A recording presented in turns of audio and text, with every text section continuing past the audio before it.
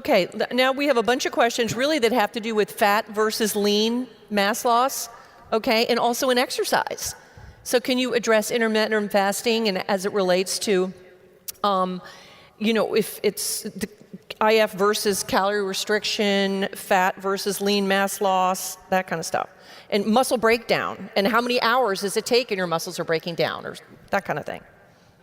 What is the question? One question. That's one question. It has to do with the muscles. So I think a lot of my talk revolved around the idea that body composition changes in a fundamentally different way through intermittent fasting, particularly the time-restricted feeding approach, where you don't see a significant loss of lean tissue.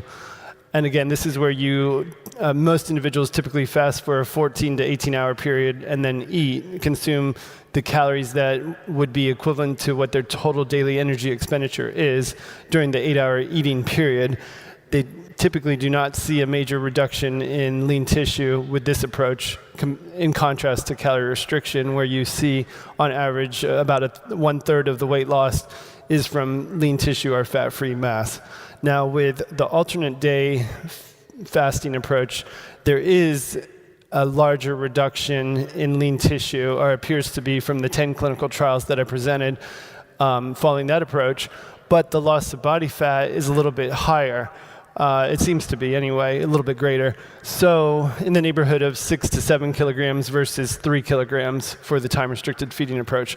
So it kind of depends on the patient population you're working with and what their goals are. And in some cases, the loss of lean tissue may not be as big of an issue in contrast to other cases. I'll stop there.